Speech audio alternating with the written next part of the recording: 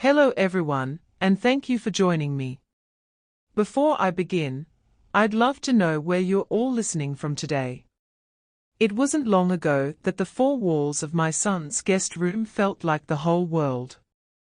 My son's wife, Brenda, she had a word for me, burden. It cut deeper than any knife, sharper than any shard of glass, and it lodged itself right there in my heart, a constant, throbbing ache. But she had no idea, absolutely no clue, what I was capable of, especially when she came to me, hand outstretched, her voice honeyed with a sweetness I hadn't heard in years, desperate for money for her surgery. Oh, I had a surprise for her, all right, a surprise that had been brewing in the quiet solitude of my perceived helplessness. This is the story of how that little word, that single, carelessly thrown weapon, ignited a fire I thought had long gone out, and how I reclaimed not just my money, but myself. The scent of lemon polish and stale air was the first thing that greeted me each morning in that guest room, a room painted a bland beige that seemed to absorb all light and joy. After my dear Arthur passed, selling our family home, the place where every corner held a memory of laughter, of whispered dreams, of Mark's tiny handprints on the wall, had felt like tearing out a piece of my soul. But Mark, my only son, had been so persuasive. "It's for the best, Mum," he'd said, his arm around my shoulder, a gesture that felt more like guidance than comfort. "It's too big for you now, too much to manage. You can come live with us. We'll take care of you. Invest the money from the sale, it'll grow, you'll be set." And I, wrapped in the fog of grief and trusting him implicitly, had agreed. The money, a considerable sum that Arthur and I had worked our fingers to the bone for, was handed over to Mark to manage. I pictured it sitting safely somewhere, a nest egg for my twilight years, perhaps even a little something to leave for my grandchildren, if Mark and Brenda ever decided to have any. But the reality of living with them was a slow, painful awakening.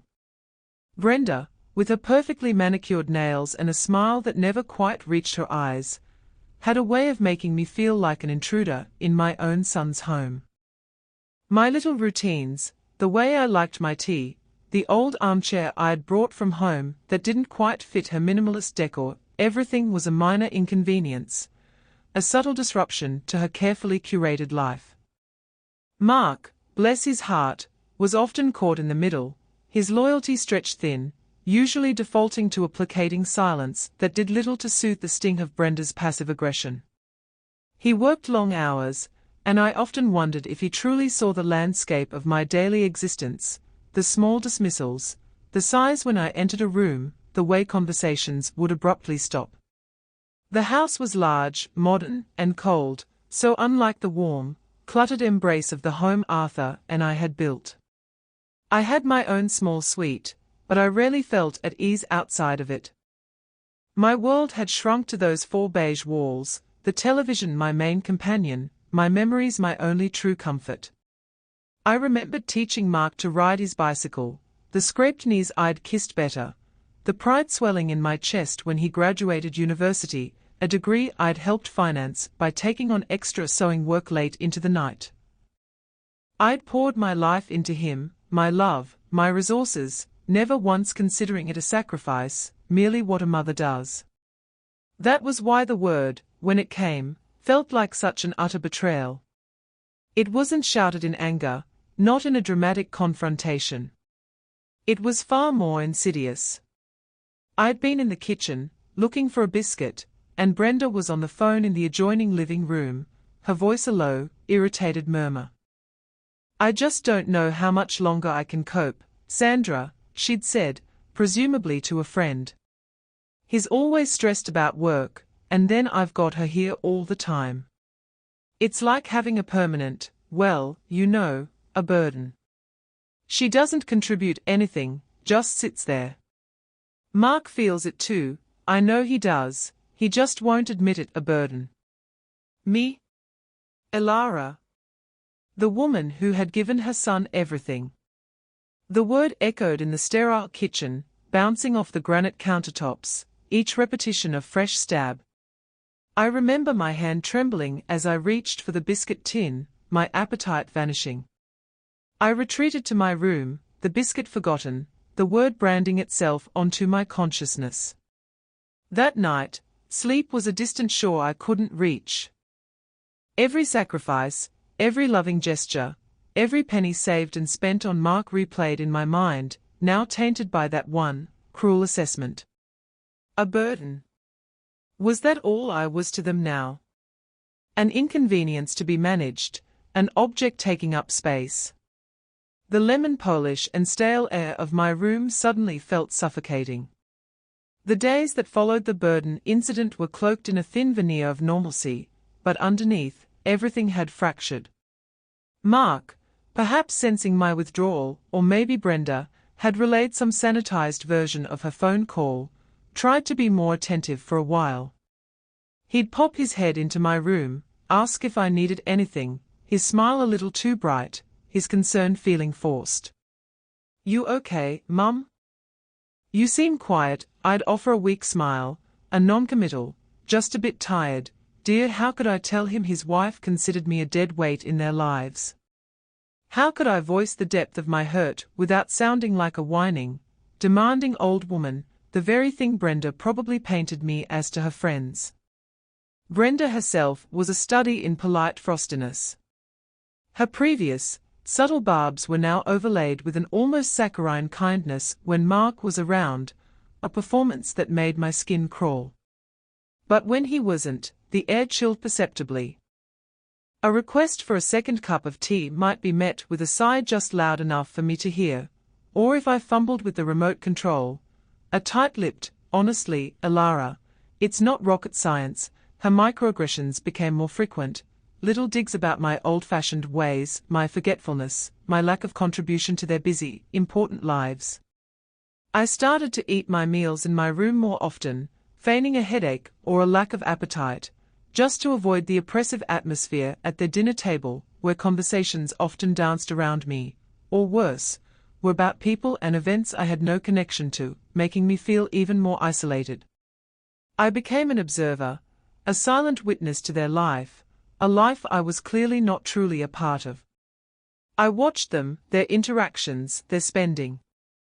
The new car that appeared in the driveway, a sleek, expensive model. The weekend trips they took, leaving me with a casually tossed, "Help yourself to whatever's in the fridge, Elara." I saw the designer shopping bags Brenda would bring home, the expensive gadgets Mark would unbox. And a cold question began to form in my mind: where was my money in all this? The proceeds from my house sale, the sum Mark was supposed to be investing for me. Was it funding this lifestyle? The thought was a viper, coiling in my gut. The true last straw, the moment that shattered any lingering hope of reconciliation or misunderstanding, came about a month after Brenda's phone call. I was in my room, door slightly ajar, reading. Their voices drifted up from the kitchen, low and conspiratorial at first, then rising in frustration. It was Brenda, sharp and insistent. "Mark, we have to do something. She can't just stay here indefinitely. My mother was saying there are some very nice assisted living places now, not like the old homes. She'd have people her own age. It would be better for her, really." Then Mark's voice, weary, defeated. "I know, Bren, I know. But how do I even bring it up? She's my mother, she's a burden, Mark." Brenda's voice was no longer a murmur, it was sharp, clear, an echo of the word that had wounded me so deeply. "She's costing us money, even if she doesn't realize it. And my sanity. I need my space back. We need our lives back." Silence. I waited, my breath caught in my throat, praying for Mark to defend me, to refute her, to say something, anything, that showed he still valued me. But all that came was a heavy sigh, and then, "Okay. Let me think about how to approach it. Maybe after Christmas." My heart didn't just break then, it turned to ice. The betrayal was complete. It wasn't just Brenda, it was Mark too. My own son. The pain was so profound it was almost physical, a crushing weight on my chest.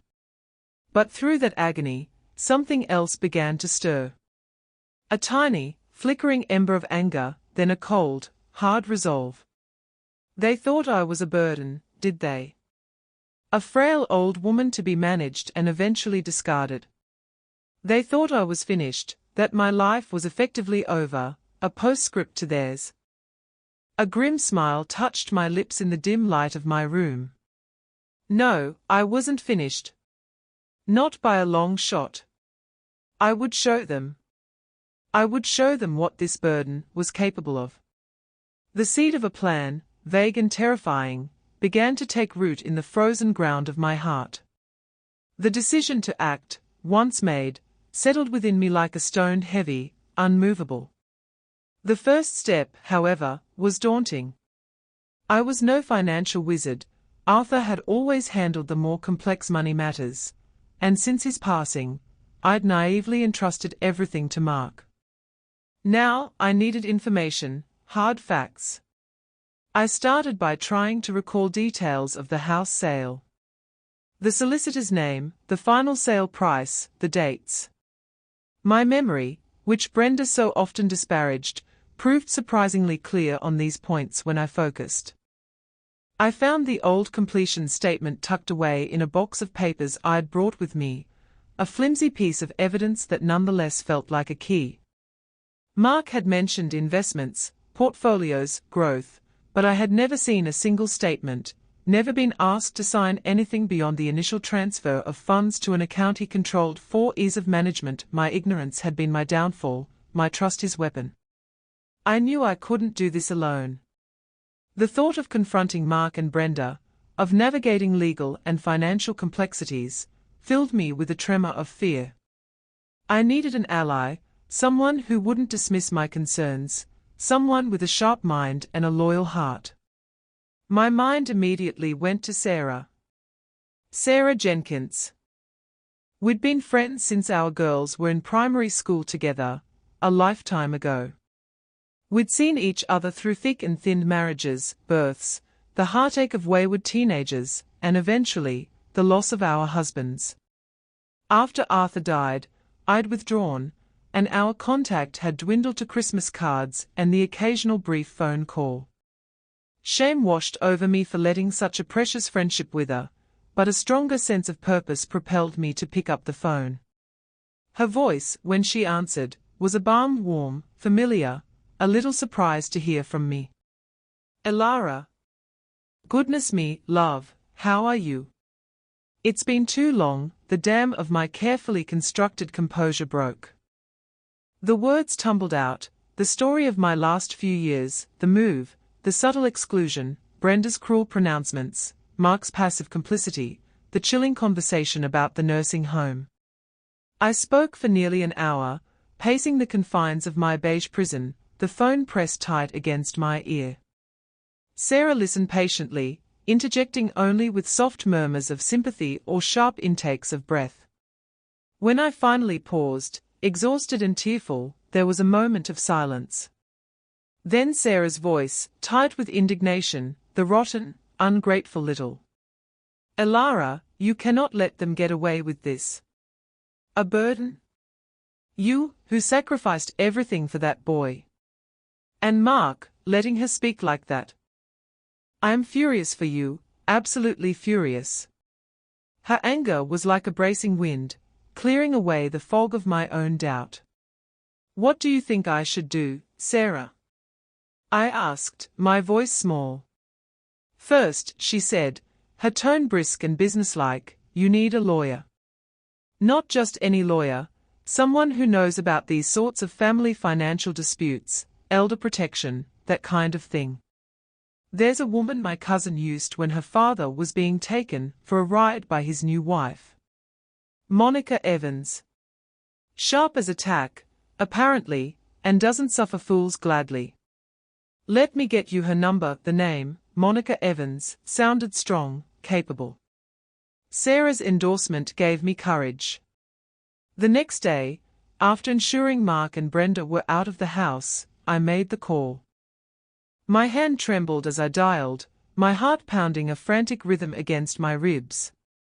Explaining my situation to a stranger, even a professional, felt like exposing a raw wound. But Monica Evans's voice, when she came on the line after her secretary patched me through, was calm, professional, and surprisingly understanding. She didn't patronize, she didn't dismiss. She asked pertinent questions, her tone empathetic but direct. We scheduled an initial consultation for the following week, at her office downtown. I'd have to concoct a story for Mark and Brenda, perhaps a dental appointment, or a meeting with an old friend across town. The thought of the deception, the secrecy, was uncomfortable, but it was a necessary discomfort. This was the first step on a new path, a path towards reclaiming not just my money, but my dignity. As I hung up the phone, a sliver of hope, the first I'd felt in months, pierced through the gloom. The whispers of a plan were starting to take shape, and I had found my first ally.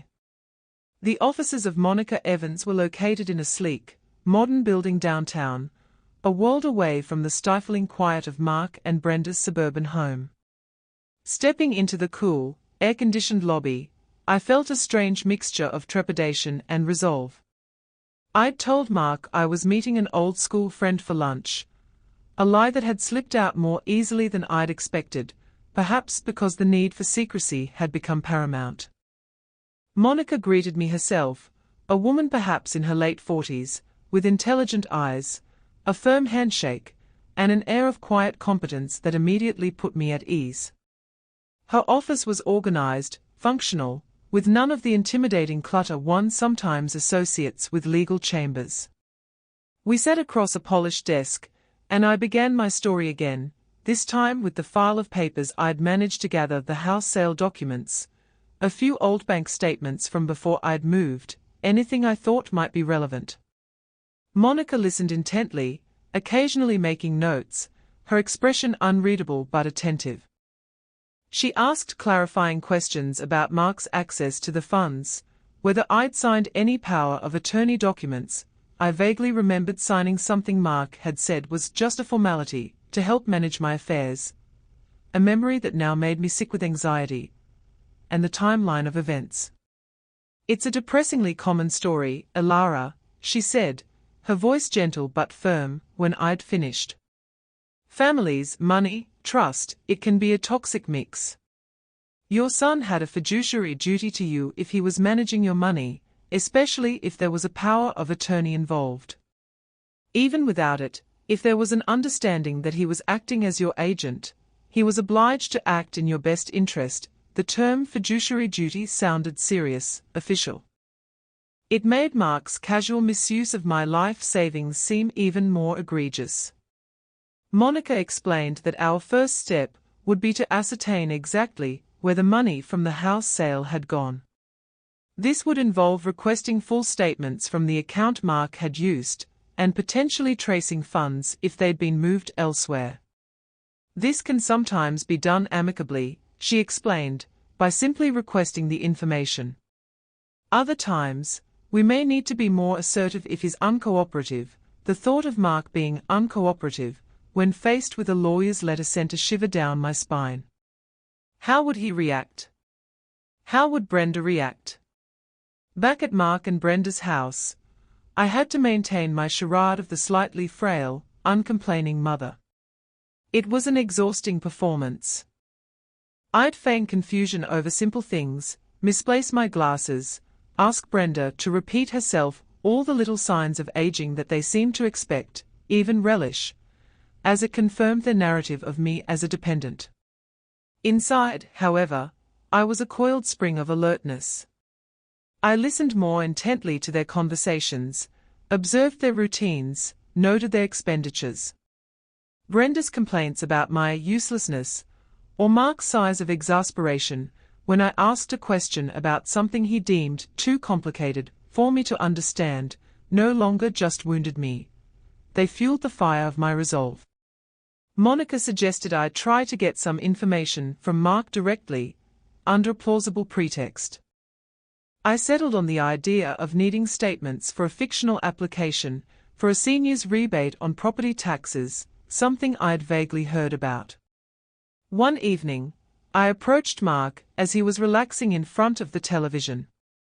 "Mark, dear," I began, trying to sound a little hesitant. "I was wondering, you know all that paperwork for my finances. I think I might need some recent statements. There's a government rebate I might be eligible for, but it's all so confusing." He barely looked up from his show. "Oh, right. Yeah, I'll sort something out for you, Mum. Don't worry your head about it." Days turned into a week, and no statements appeared. When I gently reminded him, he was dismissive. "It's all online now, Mum. It's complicated. I'll print them when I get a chance." This evasiveness, this casual dismissal, was telling. Monica wasn't surprised. "We'll send a formal request," she said. "It carries more weight." The letter from Monica Evans, solicitor, arrived a few days later, addressed to Mark. I watched from my room as he picked it up from the hall table, his brow furrowing as he saw the letterhead. He tore it open, his expression shifting from curiosity to disbelief, then to a dark, thunderous anger. He stormed into the living room where Brenda was. I couldn't hear their exact words, but the tone was unmistakable: shocked, furious whispers. Later that evening, Mark confronted me, the letter crumpled in his hand. "What is this, Mum? Why are you getting lawyers involved? I told you I'd sort out the statements." His voice was loud, accusatory. Brenda hovered behind him, her arms crossed, eyes narrowed with suspicion. This was the first real test of my resolve. I took a deep breath, meeting his angry gaze with a calmness I didn't entirely feel. "Mark," I said, my voice surprisingly steady, "I just need to understand my financial situation. It's been a long time, and it's important for me to have clarity. Monica Evans is just helping me get my affairs in order." "Affairs in order?" Brenda scoffed from behind him. "What affairs? Mark handles everything for you. You don't need lawyers." "Nevertheless," I said, my gaze unwavering, "I would like to see the full accounting of the funds from my house sale, and how they have been managed." The air crackled with tension. Mark stared at me, a muscle working in his jaw. He clearly hadn't expected this. He probably thought I'd crumple, apologize, say it was all a misunderstanding. But the woman who had been a burden was beginning to find her voice and her strength. The quiet investigation had begun, and the first shot had been fired. The comfortable illusion they had constructed around me was starting to crumble. The weeks that followed Mark's confrontation over Monica's letter were fraught with a new kind of tension. The polite frostiness from Brenda morphed into outright hostility, though usually veiled when Mark was present. She'd make pointed remarks about ungrateful relatives, and people who bite the hand that feeds them, always directed at the heir, but clearly intended for me. Mark, for his part, was sullen and avoidant. He'd provided some heavily redacted bank statements after Monica sent a follow-up letter threatening further action, but they were clearly incomplete, raising more questions than they answered. Monica, however, was tenacious. She explained to me that with my signed authorization, she could approach the banks directly and had other legal avenues to compel full disclosure.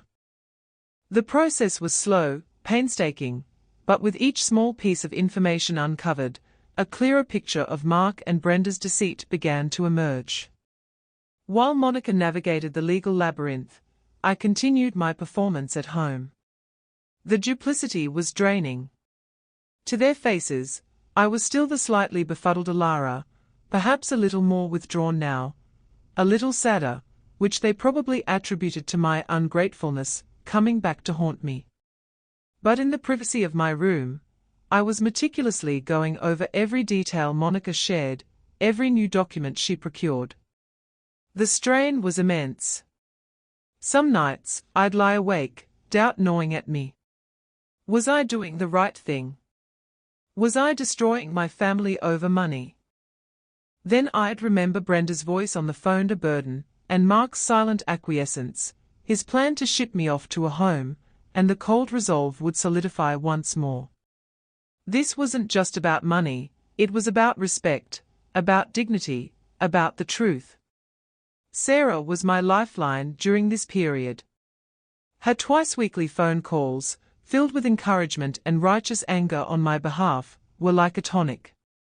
"You keep going, Alara," she'd say. "Don't let them wear you down.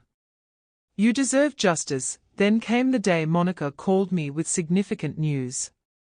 "Alara," she said, her voice carefully neutral, "I've received the full, unredacted statements for the primary account where the house proceeds were deposited.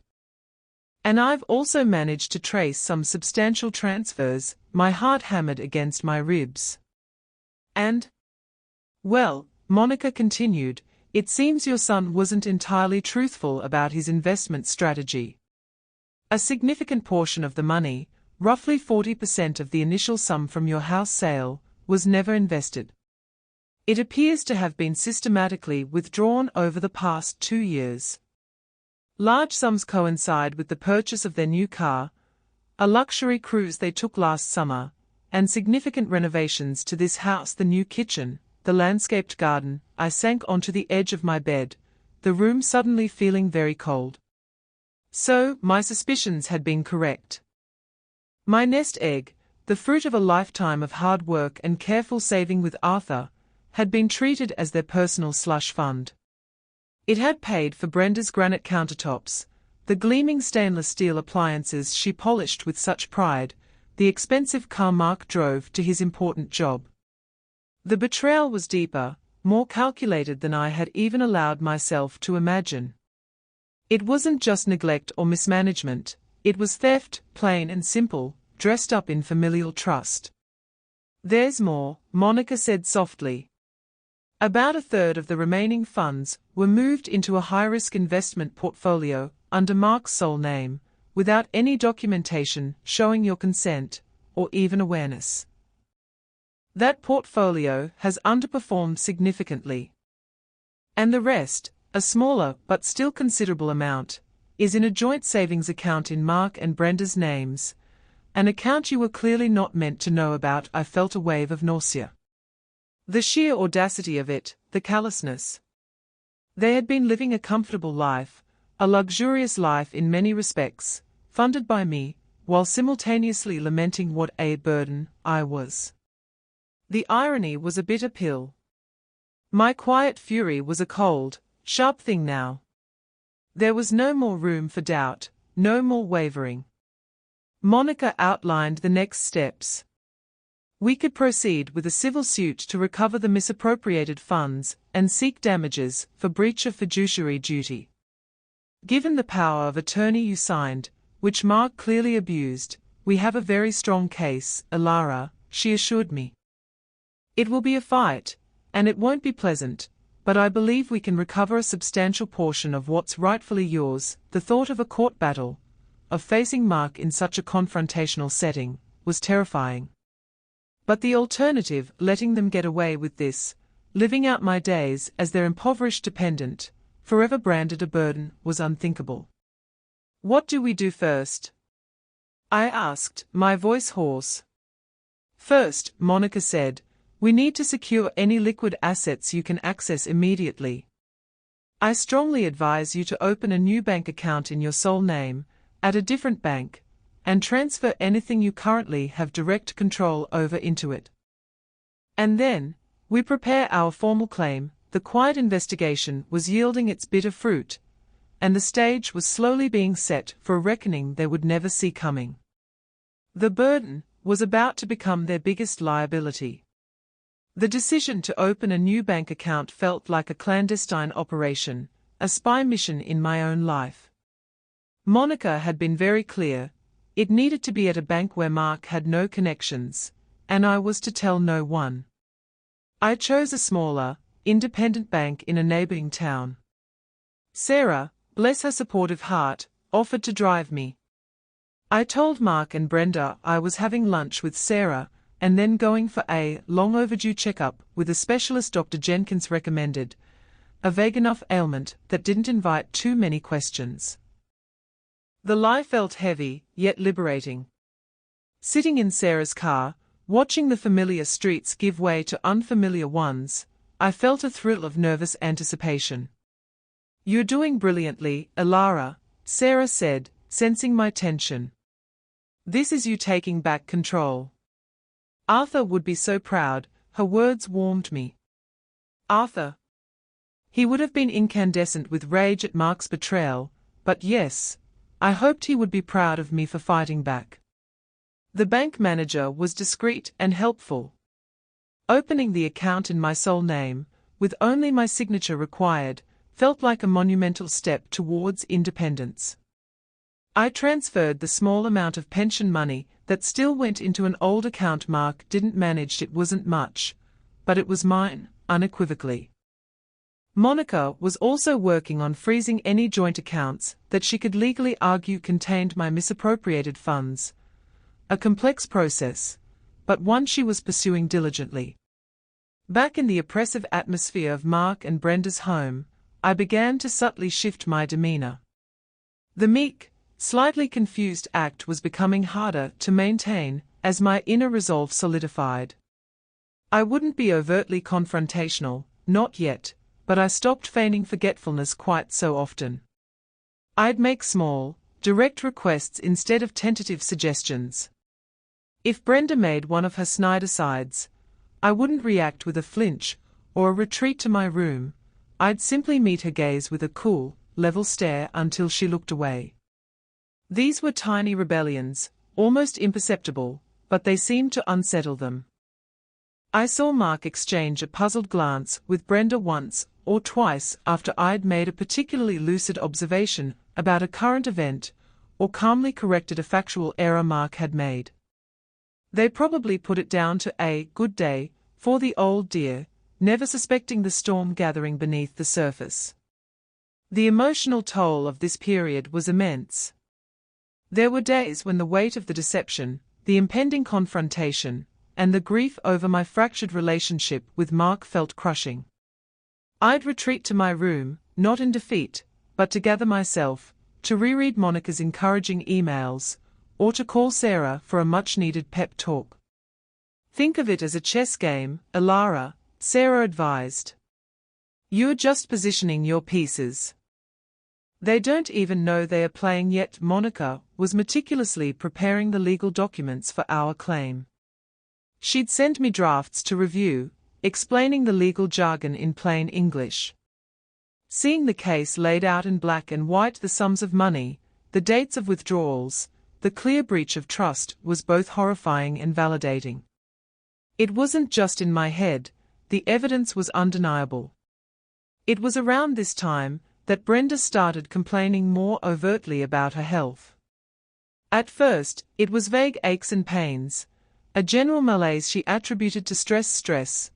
I noted with grim irony that she often implied was exacerbated by my presence. Then, her complaints became more specific, focusing on her knee. She'd limp exaggeratedly, wince when climbing stairs, and talk incessantly about the discomfort. She visited doctors, had scans. The diagnosis, she announced dramatically one evening at dinner, was severe osteoarthritis, requiring a full knee replacement. "It's elective, of course," she said, dabbing her eyes with a tissue, "but the consultant said without it, I'll be virtually crippled within a few years. And the pain is already dreadful." Mark looked suitably grave, patting her hand. "Don't worry, love, we'll find a way. Whatever it costs." I listened, my expression carefully neutral, offering a quiet, "Oh dear, that sounds very painful." Inside, however, a different set of calculations was taking place. A knee replacement, especially if done privately to avoid a long NHS wait, would be expensive. Very expensive. This development, this sudden, urgent need for a large sum of money on their part, felt like a pivotal moment. It was an unexpected variable, but one that could potentially shift the dynamics considerably. Monica and I had been planning to serve Mark with the formal claim documents in a few weeks, once all our evidence was perfectly aligned. Brenda's medical situation presented a new, potent opportunity, a crucible in which their true characters, and my newfound strength, would be tested. The stage was being set, not by my design in this particular instance, but by fate, and I knew, with a chilling certainty, that the curtain was about to rise on a drama they were utterly unprepared for.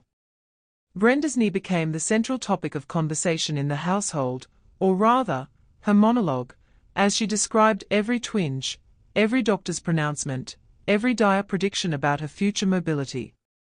Mark, already stressed by the subtle pressure from Monica's ongoing inquiries and my less pliant demeanor, looked increasingly harried. The cost of private surgery was, as I'd suspected, substantial. I accidentally overheard a hushed, tense conversation between them late one night. I'd gotten up for a glass of water, my footsteps deliberately soft on the carpeted landing. Their bedroom door was slightly ajar. "I just don't see how, Mark." Brenda's voice was a strained whisper, tight with frustration. "The savings are, well, you know. And your bonus wasn't what we hoped. This is essential. I can't live like this." I know, Mark sounded weary, almost desperate. "I'm looking at options. Maybe a loan, but the interest rates are crippling right now." There was a pause, and then Brenda's voice, dangerously sweet. "Well, there is Alara's money. Surely there's still a good amount left from the house. You said it was invested." Growing, my blood ran cold. So, that was her angle. After everything, after calling me a burden, after treating me with such disdain, she still saw my money as a resource to be tapped. The audacity was breathtaking. Mark's reply was hesitant. "Brenda, it's complicated. It's not that simple. And after that lawyer business." "Oh, for heaven's sake, Mark, that was just her being difficult. She's your mother. If she knew how much pain I was in, how much I needed this, surely she'd want to help. You need to talk to her. Make her understand." I retreated to my room, my heart pounding not with fear this time, but with a cold, hard anger. The hypocrisy was astounding. So, when I was a burden, my money was theirs to squander on luxuries, and when they needed something, my money was also theirs for the taking, out of familial obligation. The grim sense of timing I'd felt earlier intensified. This was it. This was the moment. Monica and I had been discussing when to formally serve the legal papers outlining my claim for the misappropriated funds. We'd planned to do it quietly, methodically. But Brenda's impending surgery, and her clear intention to pressure Mark into asking me for money, provided a different, perhaps more impactful, context. I called Monica the next morning. "Brenda needs surgery, an expensive knee replacement," I told her, "and I think they are going to ask me for the money." Monica was silent for a moment. "Well, Alara," she said, her voice thoughtful. "This certainly changes the immediate landscape. How do you want to play this?" "I want them to ask," I said, surprising myself with the firmness in my voice. "I want them to come to me, believing I'm still their emergency fund, their gullible old mother. And then, Monica, then we present our surprise." We decided to hold off on serving the papers for a few more days, to let them make their move. It was a calculated risk. I had to manage my emotions with extreme care. I couldn't let any hint of my knowledge or my intentions show. In fact, I decided to do the opposite. I began to feign a little more concern for Brenda. I'd ask her about her knee, offer her a cushion, make sympathetic noises when she winced. It was a nauseating performance, but I knew it was necessary to lull them into a false sense of security, to make them believe I was softening, perhaps feeling guilty for my earlier difficultness with the lawyer. Brenda seemed to lap it up, her responses becoming slightly less sharp, a little more martyr-like. Mark looked relieved, probably hoping I was returning to my previous, more pliable self. The internal debate raged within me during those few days. Was this too cruel, to let them walk into this trap? Was I becoming as manipulative as they had been? But then I'd remember the word burden, the stolen money, the planned obsolescence in a nursing home. No. This wasn't cruelty, it was a meticulously crafted consequence. This was justice, tailored to their own specific brand of avarice and disrespect. They had underestimated me, dismissed me, and used me. Now, they were about to discover that the quiet, elderly woman in the guest room had teeth, and a very long memory. The ticking clock of Brenda's impending surgery, and their dwindling financial options was my ally. I just had to wait for the inevitable plea. The moment arrived on a grey Tuesday afternoon. Mark had come home early from work, looking pale and stressed. Brenda was ensconced on the sofa, her leg propped up on a pile of cushions, a study in suffering. I was in my usual armchair, pretending to read a book, though my senses were on high alert. The air in the living room was thick with unspoken anxieties. After a few minutes of strained small talk about the weather, Mark cleared his throat. "Mum," he began, his voice unnaturally casual, "Brenda and I were wondering if we could have a little chat with you. About something important." I put down my book, my expression one of mild, cooperative curiosity. "Of course, dear. What is it?" Brenda sighed dramatically, shifting her position, as if in great pain.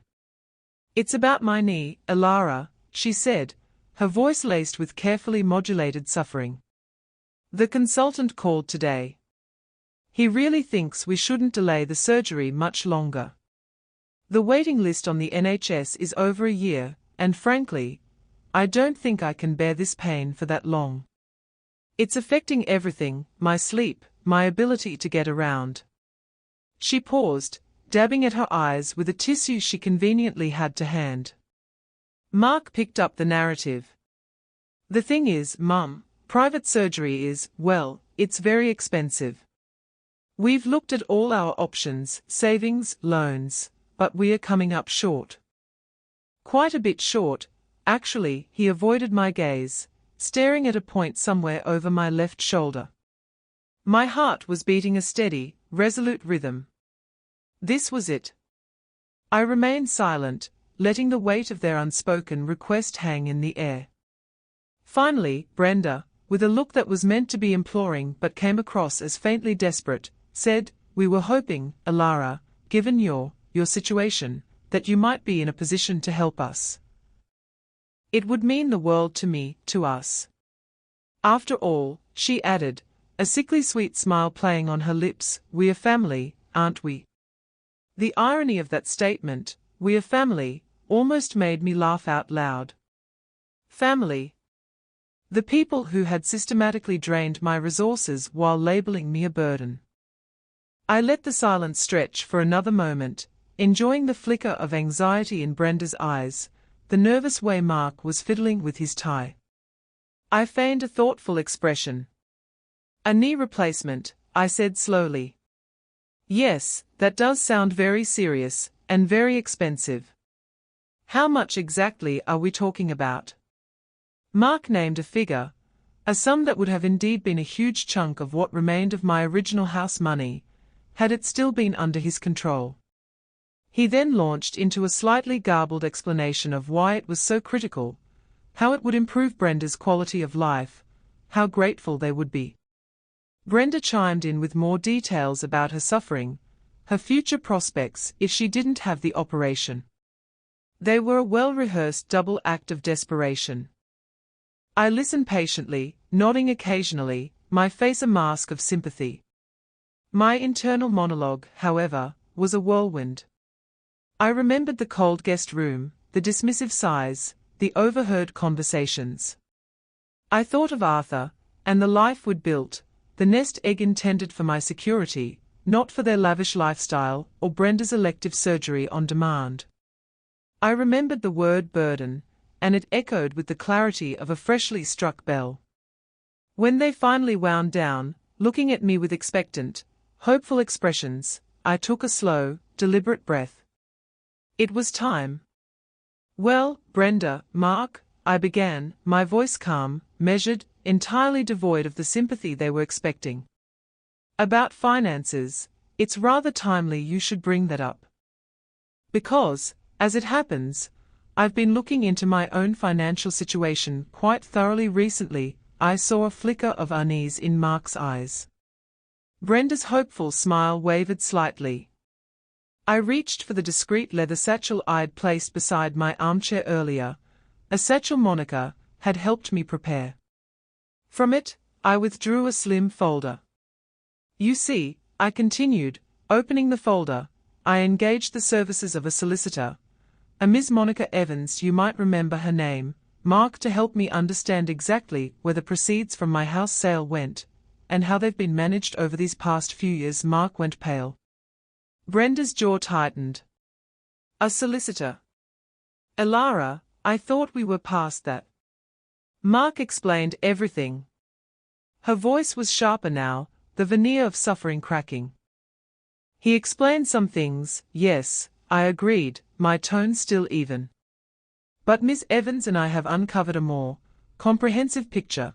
I pulled out a summary statement Monica had prepared, showing the initial sum from the house sale, and then a clear, itemized list of the unauthorized withdrawals, the transfers to their personal accounts, the ill-advised high-risk investments made solely in Mark's name, and the current, significantly depleted, value of what should have been my capital. I didn't hand it to them, just held it so they could glimpse the figures. "It appears, Mark, that a very substantial portion of my money Arthur and I worked our entire lives for, money intended for my old age, to ensure I wouldn't be a drain on anyone, has been, shall we say, creatively reallocated. For a new car, I believe. A rather lovely cruise. And, of course, these very elegant kitchen renovations," Brenda gasped, her face flushing a dark red. Mark looked like he'd been punched in the stomach. He opened his mouth, then closed it again, speechless. "So, you see," I went on, my voice gaining a quiet strength I hadn't known I possessed, "when you talk about needing money for surgery, it presents something of a conundrum. Because a great deal of my money, which might have been available, has already been spent." By you, I paused, letting the accusation hang heavy in the air. Then, I delivered the word that had haunted me for months, delivering it not with anger, but with a cold, precise finality. "When one is considered a burden, Brenda, one learns, eventually, to look out for oneself. And I then explained, calmly and clearly, that all my remaining accessible assets had been moved into a new account under my sole control. I mentioned that Monica Evans was preparing a formal legal claim to recover the misappropriated funds, including those in the joint account they thought I knew nothing about, and to seek damages for breach of fiduciary duty regarding the power of attorney Mark had so grievously abused. My remaining funds, I concluded, my gaze steady on their shocked faces, are now carefully allocated for my own future living expenses, my own potential medical needs, and to ensure that I am never, ever, a burden to anyone again. So, I'm afraid, regarding the money for your surgery, Brenda, I can't help you. You'll have to find another solution." The silence that followed was absolute, broken only by Brenda's sharp, ragged intake of breath. Mark stared at me, his face a mask of disbelief and dawning horror. The surprise had been unveiled, and its impact was everything I, and Monica, had anticipated. The carefully constructed world of my son and his wife had just shattered around them. The immediate aftermath of my revelation was an explosion of disbelief and fury, primarily from Brenda. Her carefully constructed facade of the suffering martyr crumbled to reveal the grasping, entitled woman beneath. "How could you?" she shrieked, her voice shrill, her face contorted with rage. How could you be so cruel, so vindictive? After everything we've done for you. Taking you in. Done for me. I repeated, my voice still quiet, but laced with an icy disdain that seemed to momentarily silence her. Or done to me, Brenda? There's a significant difference. You took me in, yes, into a guest room where I was made to feel like an inconvenience, a burden, while you simultaneously helped yourselves to my life savings. Mark, finally finding his voice, stammered, Mum. I can explain. It wasn't like that. We always intended to pay it back. It was just a temporary loan, Mark. I raised an eyebrow. Without my knowledge or consent. 4 years. 4 luxury holidays and home improvements. That's not a loan, dear. That's theft. And your solicitor, Miss Evans, agrees. Brenda lunged forward as if to grab the papers from my hand, but then seemed to think better of it. This is outrageous. You can't do this. We need that money for my knee. I'll be crippled because of you. Your health is your concern, Brenda, just as my financial security is mine, I stated calmly. Perhaps you should have considered the potential consequences before you and Mark decided to treat my assets as your personal piggy bank. I then stood up, the folder clutched firmly in my hand. I believe this conversation is over. Monica Evans will be in touch with your solicitor, Mark, if you have one. If not, I suggest you find one rather quickly. I turned and walked towards my room, leaving them gaping in stunned, furious silence. The ugly scene I had anticipated had played out, but I felt strangely detached, as if watching it from a great distance. The fear was gone, replaced by a profound sense of relief and a grim satisfaction. Later that evening, Monica, as prearranged, had a courier deliver the formal legal demand and supporting documentation to the house. I heard the doorbell, then Mark's heavy footsteps, followed by a longer, deeper silence from the living room. They now had it all in undeniable black and white. The days that followed were thick with a palpable, poisonous tension. Brenda confined herself mostly to their bedroom, emerging only to glare at me with undisguised hatred before retreating again. Mark attempted to speak to me a couple of times, his tone alternating between blustering anger and pleading. Mum, you have to stop this, he urged one evening, cornering me in the hallway. You're tearing this family apart. Think about what you're doing. I have thought about it, Mark, I replied, my voice firm. For a very long time. Perhaps it's time you thought about what you've done. You betrayed my trust, you stole from me, and you stood by while your wife demeaned me. This family, as you call it, was already broken. I'm just cleaning up the pieces of my own life, he tried to argue, to justify, to minimize. He spoke of misunderstandings, cash flow problems, his intention to make it all right, but his words were hollow, his excuses flimsy against the weight of evidence Monica had compiled. I listened, but my heart was closed to him. The son I had loved and trusted was a stranger, or perhaps, had never truly existed in the way I'd imagined. The trust, once shattered, could not be pieced back together. News of their scramble to find money for Brenda's surgery trickled back to me, partly through Mark's desperate, offhand comments, partly through my own quiet observations. There were hushed, frantic phone calls. Talk of selling Brenda's second car, the smaller runaround. Mention of cancelling a planned expensive holiday. Their lifestyle, built on my pilfered funds, was beginning to unravel. My friend Sarah was a rock. You did it, Ilara, she cheered when I recounted the confrontation. You stood up to them. I'm so incredibly proud of you. Her validation was a balm to the lingering sadness that accompanied the vindication. It wasn't joy I felt, not exactly, but a profound sense of rightness, of accounts being settled. The burden had shed her load, and in doing so, had placed it squarely back where it belonged on the shoulders of those who had tried to crush her with it. The reckoning was underway, and I knew, with a certainty that settled deep in my bones, that their lives would never be the same. And neither, thankfully, would mine. The final weeks in Mark and Brenda's house were like living in a silent, undeclared war zone. Meals were eaten separately, corridors navigated with careful avoidance. The air was thick with resentment from their side, and a quiet, resolute detachment from mine. My solicitor, Monica, was in communication with a lawyer Mark had hastily engaged. There was some initial bluster from their side, attempts to deny or minimize, but Monica's meticulously prepared case was irrefutable. The evidence of misappropriation and breach of fiduciary duty was overwhelming. Eventually, their lawyer advised them to seek a settlement.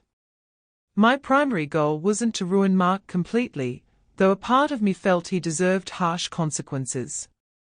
What I wanted was the return of a significant portion of my stolen capital, enough to live independently and securely for the rest of my days, and an acknowledgement, however tacit, of their wrongdoing. While the lawyers negotiated, I focused on my own exit strategy. With Sarah's help, I found a lovely, small two-bedroom apartment in a quiet complex not too far from her, with a little balcony perfect for a few pots of herbs and flowers. It was a rental, but it felt like a palace of freedom after the gilded cage of Mark's guest room. The day I moved out was blessedly uneventful. Mark was at work, and Brenda stayed in her room. I'd hired a small moving company for my few pieces of furniture and boxes of personal belongings. As I took one last look at the beige room that had been my prison, I felt no sadness, only a profound sense of release. The scent of lemon polish and stale air would no longer define my mornings. My new apartment smelled of fresh paint and possibility. The settlement, when it was finally agreed upon, was substantial. Mark had to liquidate the disastrous high-risk investment portfolio at a loss and take out a significant second mortgage on their house, the house whose renovations I had unwittingly funded to repay a large portion of what he'd taken. It wouldn't restore all of it, some had been frittered away irrevocably, but it was enough. Enough for me to live comfortably, to never again be dependent on anyone. Brenda, I heard through a reluctant admission from Mark during one of the settlement discussions, had to postpone her private knee surgery indefinitely. They simply couldn't afford it anymore. She would have to go on the NHS waiting list like everyone else. There was a certain poetic justice in that, though I took no particular pleasure in her continued physical discomfort. Her pain was a consequence of her own actions, her own greed and arrogance. My new life began to blossom. The apartment, though modest, was mine. I filled it with color, with books, with the scent of baking, something I hadn't felt inclined to do for years. Sarah was a frequent visitor, and we re-established the easy companionship of our earlier friendship. I joined a local book club, started volunteering at the community library, and even took a gentle yoga class. Each small act of independence, each new connection, was an affirmation of my reclaimed self. I learned that Mark and Brenda had to significantly downgrade their lifestyle. The expensive car was sold. The fancy holidays were a thing of the past. They were living with the direct consequences of their choices, the echoes of that word burden now perhaps haunting their own financial realities. Mark tried, once or twice in the months that followed, to reach out. A hesitant phone call, a card on my birthday. I was polite, but distant. The chasm between us was too wide, the betrayal too deep. There was a profound sadness in that, a mourning for the son I thought I had, for the family I believed we were. But that sadness was now tinged with the wisdom of experience, and the quiet strength of survival. I sit here now, in my own sunny living room, a cup of tea warming my hands, the scent of roses from my balcony drifting in. I am no longer Alara the burden, Alara the dismissed, Alara the invisible. I am Alara, the architect of her own peace, the mistress of her own small, contented domain. They learned their lesson, I believe, a harsh one, etched in financial strain and broken trust. But more importantly, I remembered mine, that I am worthy, I am resilient, and I am most certainly not finished. My story is one of betrayal, yes, but it is also one of quiet reclamation, of finding strength in the ashes of disappointment, and of understanding that true wealth lies not in bank balances, but in dignity, respect, and the courage to stand up for oneself, no matter how long it takes, or how much the world, or even your own family, tries to tell you you're not worth the fight.